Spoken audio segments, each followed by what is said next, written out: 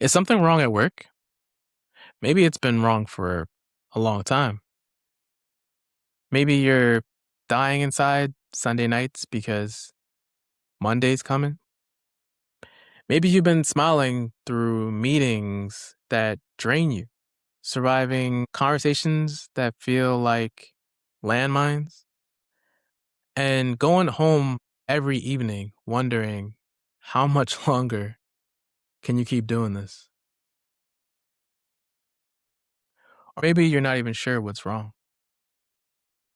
You just know that the place you spend 40 plus hours a week is doing something to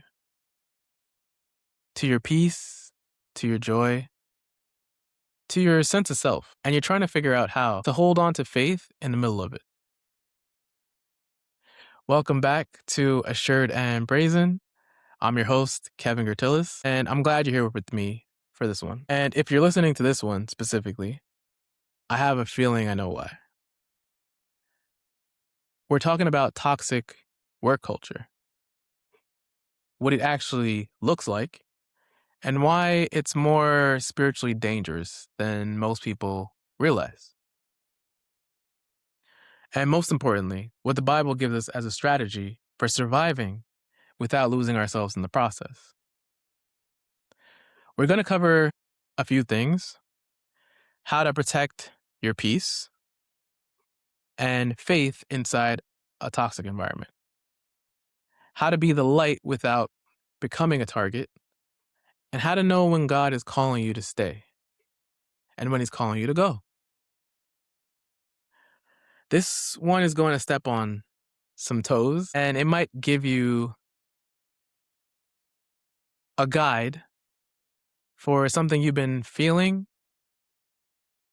but couldn't put a finger on it. So I started this job at the end of 2025, and everything seems so great about it, right? On paper, the job was actually what I had worked for. I had the degree, I had the technical background, and a title that meant something. I was the one sent in to solve the high stakes problems. The engineer who doesn't, the engineer who understood the mechanics that kept everything running. But inside those walls, the mechanics were broken in a way no tool could fix. I started feeling like a prisoner to the clock. From Monday morning to Friday afternoon, I was just doing time. I'd sit in my car or at my desk, counting the minutes until the weekend. My only clutch to hope, Saturday and Sunday, were the only times I felt I could actually breathe. But even then, the shadow of Monday morning starting to creep in. By Sunday lunch, I wasn't just working. I was surviving a culture of unexplained pride. In that environment, being right was more important than being effective. It was a place where coworkers bickered over the smallest technicalities, not because they cared about the solution of the problem, but because they couldn't stand to lose. No one ever admitted a mistake. No one ever said, "I'm sorry." In that office, an apology was seen as a sign of weakness, and vulnerability was a target for gossip.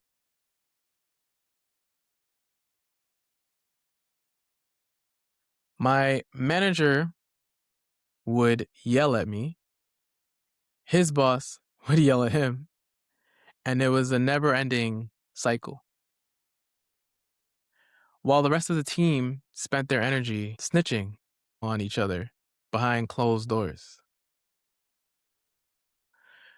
When I raised concerns or pointed out a better way to do things, I was frozen out. I started arriving at sites with a knot in my stomach. I stopped offering ideas because I knew they would get mocked. I found myself laughing at things I didn't find funny and staying quiet when I knew something was wrong. I was eating lunch alone just to escape the fighting. And one Monday morning, I looked at myself in the mirror and I barely recognized the person looking back. I wasn't the man I was raised to be, the one who valued honesty and precision. I was a survival version of myself. I was smaller, I was quieter, I was guarded. I was so busy trying to keep my head above water that I didn't realize how much of my own character was drowning in the process. I told a friend I didn't know how to be a person of faith in that place. I didn't even know how to be myself anymore.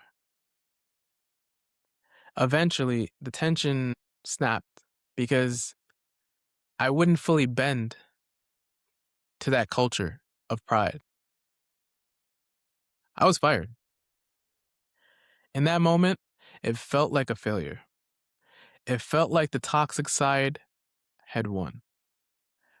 But as I walked out for the last time, I realized that being let go was the only way I was going to get myself back.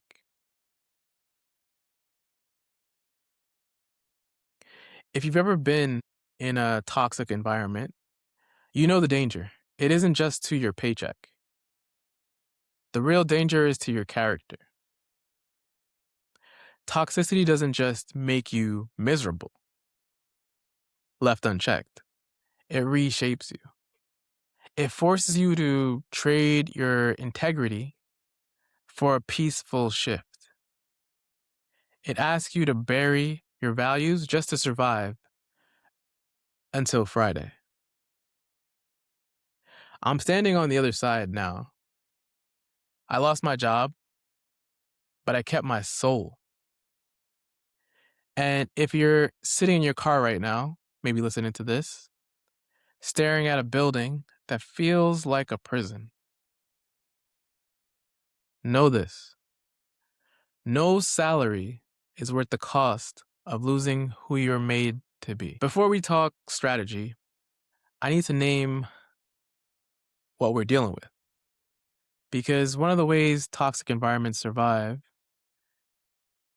is by making you feel like you're the problem. Like you're too sensitive, too idealistic, too religious, too much. You're not. Let's name 6 patterns clearly, because naming something is the first step to not being controlled by it. Gossip and games.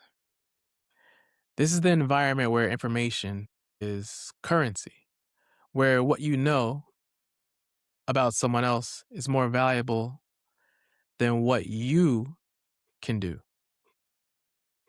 where alliances switch sides and change constantly, and you're always calculating who's safe to talk to.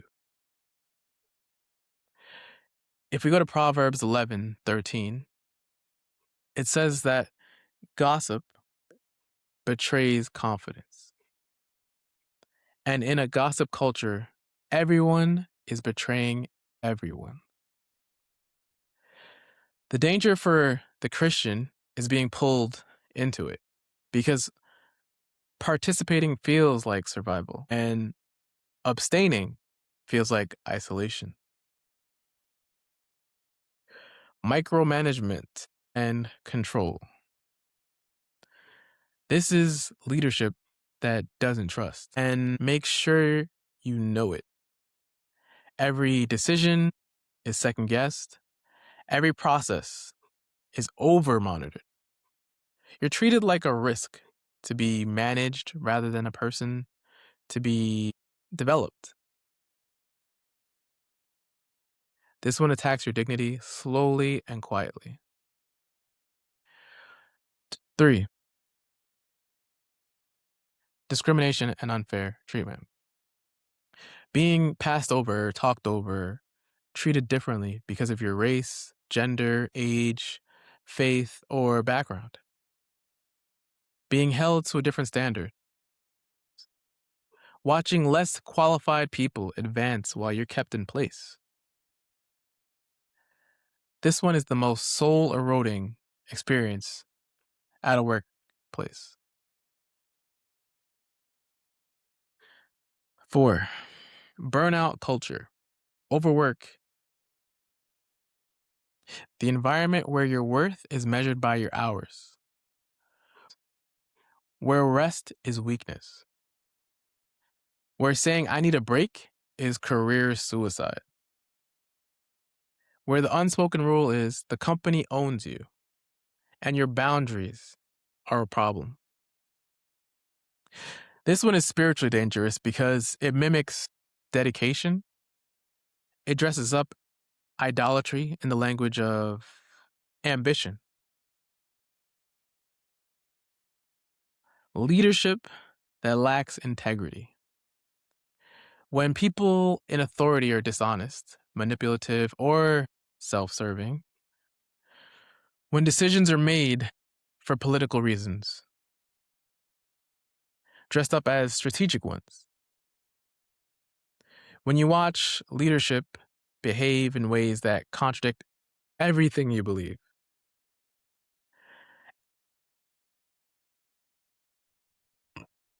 and then are expected to execute their decisions with enthusiasm. 5. Being pushed to compromise your values. This is the most difficult one, I'd say. The moment where the job stops just being unpleasant and starts being a direct threat to who you are. When you're asked to sign off on something that isn't right, to stay silent about something that needs to be said, to participate in something that violates your conscience. If you recognize more than one of these, you're not in a difficult season. You're in a toxic environment. And that distinction matters because it changes the strategy. The first and most urgent thing is this: you have to protect what's happening on the inside before you can affect anything on the outside. Because a toxic environment's primary weapon is not what it does to your career, it's what it does to your soul. It erodes your sense of self. It makes you doubt your instincts. It trains you gradually, subtly, to become someone you don't recognize. I looked in the mirror and didn't recognize myself. That's the real damage. So the first strategy is inner. And it starts with what Paul writes in Romans. Romans 12, verse 2. Do not conform to the pattern of this world, but be transformed by the renewing of your mind. Do not conform, be transformed. The toxic workplace is a pattern. It has a culture, a language, and a set of unspoken rules that it tries to press you into. And Paul says, don't let that happen. The word he gives for conform in Greek is syschemazo.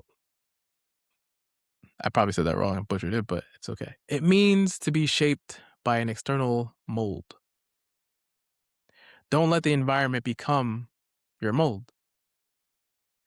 But here's the thing, the alternative isn't willpower.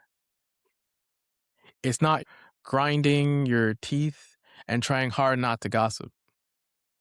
The alternative is transformation from the inside, the renewing of your mind,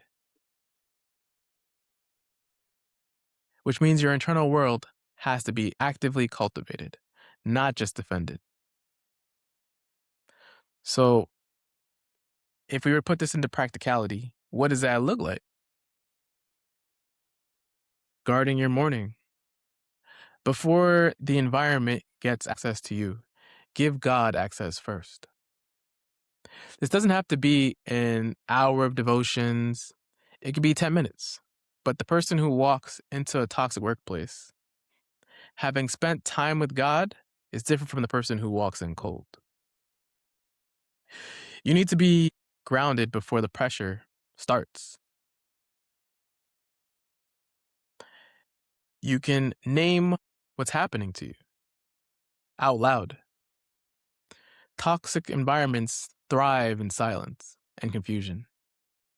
One of the most powerful things you can do, keep a private journal, not to vent, but to stay clear. Write down what's happened, how it made you feel, what you were tempted to do, what you chose instead. Clarity is armor. Protect your relationships outside of work. Toxic workplaces try to become your whole world, especially burnout cultures that demand your time and energy. Fight that. Intentionally invest in relationships, community, and church life that have nothing to do with your job.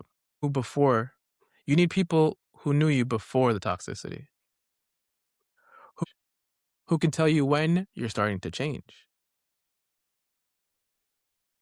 Refuse to absorb the environment. Refuse to absorb the identity the environment offers you. Every toxic workplace has a script it wants you to adopt. You're just a cog. You're lucky to have this job. Your worth is your output. You don't have options or opinions. None of that is true. And none of it is what God says about you. Psalms 139 says you are fearfully and wonderfully made.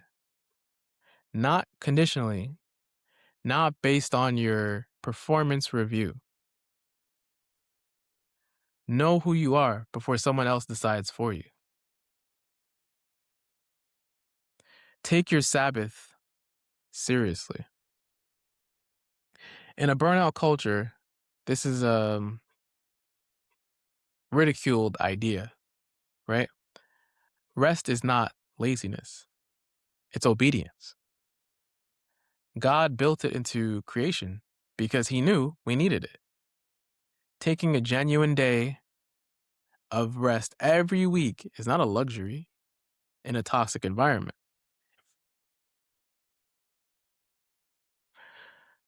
In a toxic environment, it's survival equipment.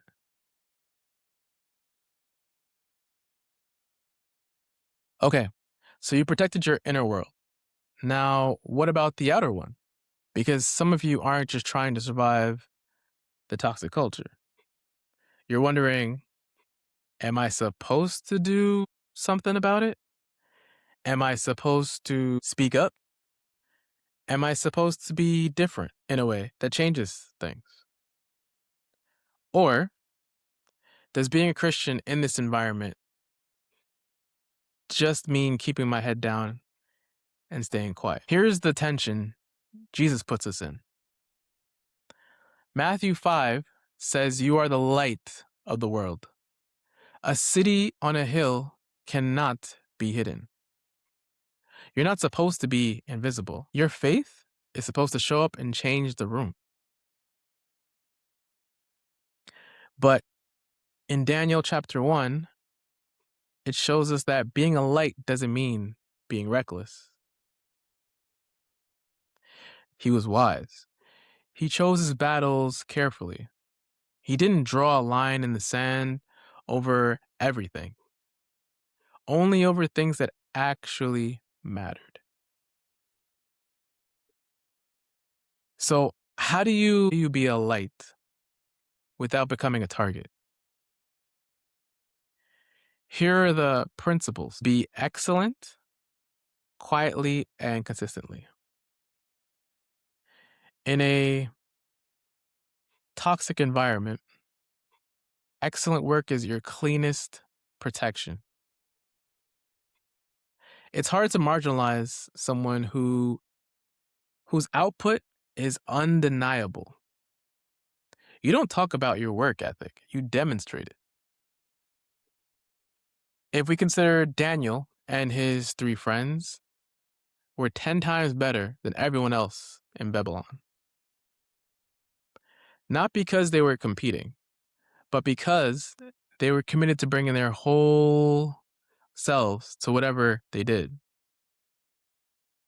Excellence is your testimony before you say a word. Choose your battles with wisdom. Not everything needs to be confronted by you. Today, in that meeting, for example, ask yourself, is this hill worth dying on? Is this the moment? Am I the right person? What is the likely outcome? Mm. Wisdom is knowing the difference between the things you must stand on and the things you can release. Daniel doesn't refuse everything Babylon offered. He refused the specific things that would defile him. Be that precise. Do not participate in the gossip, ever. Gossip is the worst sin in the building. But because participating in it makes you complicit in the culture you're trying to survive. When gossip starts, you don't make a speech about it. You can simply not add to it, change the subject, or exit the conversation. Over time, people notice. And people who are also tired of the toxicity will find their way to you. Be the person who treats everyone with dignity, with respect. In an environment of toxic games and favoritism, consistently treating everyone, the intern, the admin, the overlooked colleague, with genuine respect is a countercultural act. The most visible things you can do. People notice who sees them. Be that person. Speak truth carefully, but don't stop speaking it.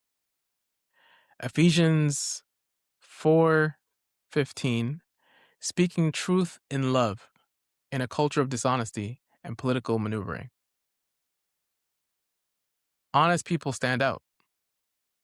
You don't have to be confrontational, but you can be the person who says, I'm not sure that's accurate in a meeting. The person who gives real feedback instead of political feedback. The person who names the thing in the room that everyone else is pretending isn't there. Do it calmly, do it respectfully, and do it consistently. That's being a light.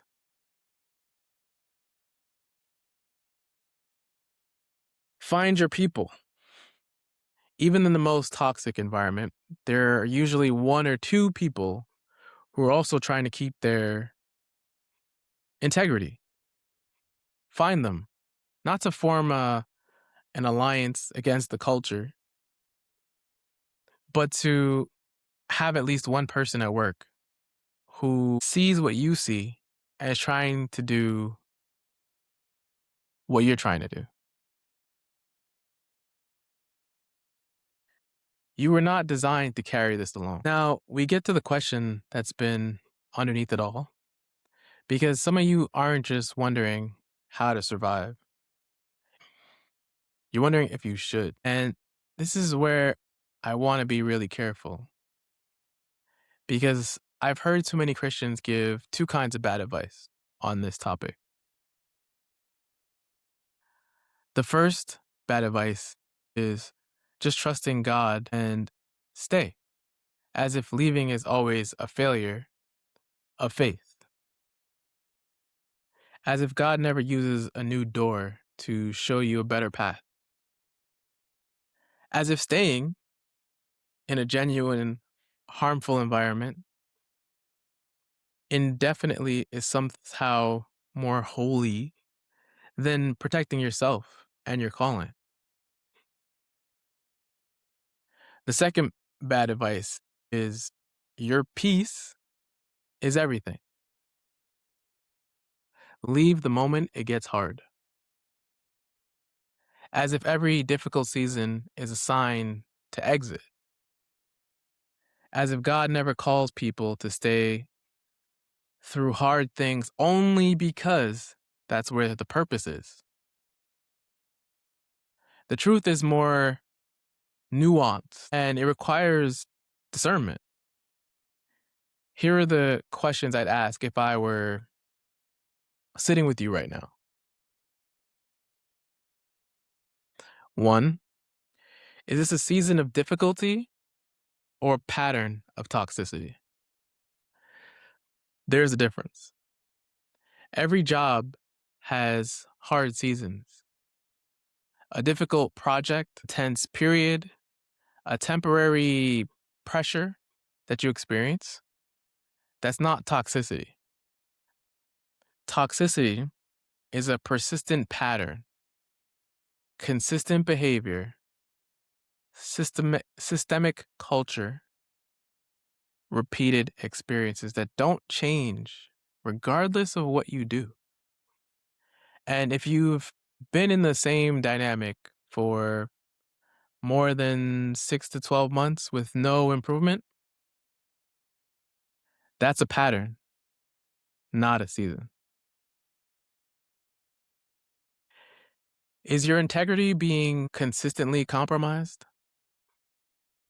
If the job is regularly asking you to do things that validate your values, not occasionally, not in edge cases, but consistently, that is a serious sign. God will not call you to stay somewhere that requires you to sin as a condition of employment, period. Is it affecting your health, physically or mentally? Chronic anxiety, sleeplessness, physical symptoms of stress, depression, these are not signs of weakness. They are your body and your mind telling you something is wrong. God cares for your body. He cares about your mental health. An environment that is systematically destroying either one deserves serious addressing. Have you done what you can do? Before leaving, ask honestly, have I addressed what I could address? Have I had the conversations I need to have? Have I gone to the right people with the right concerns? Not to be a martyr, but to be clear in your own conscience that you were faithful to the process before you close the door. The other thing people kind of struggle with is, what is God actually saying? This sounds obvious, but it's the most neglected question. Not what am I feeling? Feelings are real. Don't get me wrong. but there's not always a revelation. I mean, what happens when you actually get quiet before God and ask Him directly? Is there a consistent sense of direction? Is there a scripture that keeps returning to you? Are there doors like opening, closing in ways that feel significant? Pay attention to those things. They matter. What does Romans 12:18 say about your situation? As far as it depends on you, live at peace with everyone. As far as it depends on you, if you have genuinely done everything in your power to bring health to the situation, and the situation hasn't changed, you have fulfilled your obligation. You are not required to stay in a place that is destroying you. Simply because leaving feels uncomfortable. I eventually left, not on my own, of course, not in anger, and not in defeat. I stayed long enough to be sure I'd done what I could do. Saved enough to have options, and prayed until I had peace about the direction. And when I walked out of the building for the last time, I didn't feel like I'd failed. I felt like I'd finally listened to God more than I'd listened to my fear. Now, let me give you the biblical survival strategy, all in this segment, I guess. And because this episode covered a lot of ground, first up, protect your inner world first. Guard your morning, renew your mind, take your Sabbath. Protect your identity before the environment assigns you one. Don't let the environment win. Be a light with wisdom, not recklessness. Bring excellence, refuse the gossip. Treat every person with dignity. Speak truth carefully, but consistently. Find your people. Let your character be the most visible thing about you. Know when to stay and when to go. Stay through difficulty. Pray through confusion. Act when your integrity is consistently compromised. When your health is being systematically damaged, and when you've done everything you can and nothing has changed, and when you go in peace. Go with peace, not bitterness. And underneath all of that, remember Shadrach, Meshach, Abednego. You remember what they said to King Nebuchadnezzar when he threatened to throw them into the furnace? They said, "Our God can save us. But even if he doesn't, we will not bow." That's the spirit.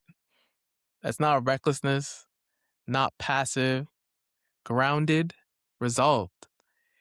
You can survive a toxic work culture. You can survive it without losing your faith, your integrity, or yourself. And surviving it in the right way, you might just be in the thing God used to change it. I want to close with this.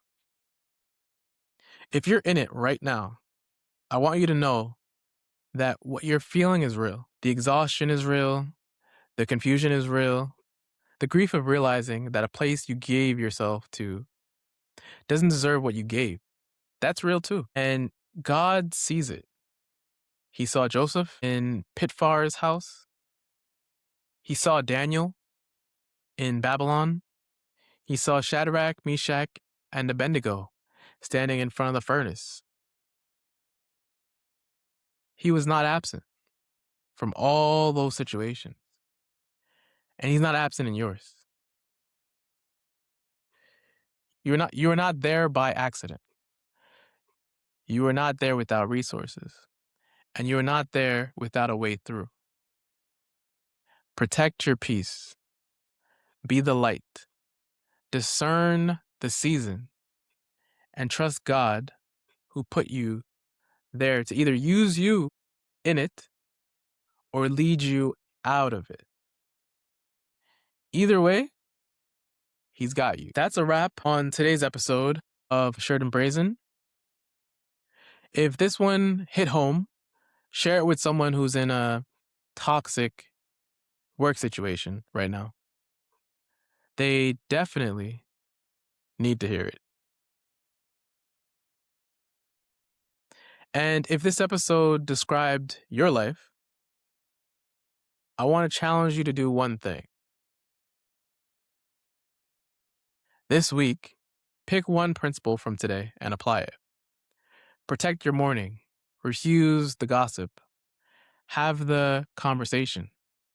Or start praying seriously about the door. One thing this week. Leave a review if you haven't. It helps more people find the show. And subscribe wherever you're listening so you don't have to miss what's coming next. Stay assured in who God is and be brazen enough to survive and thrive wherever He has you. See you next episode.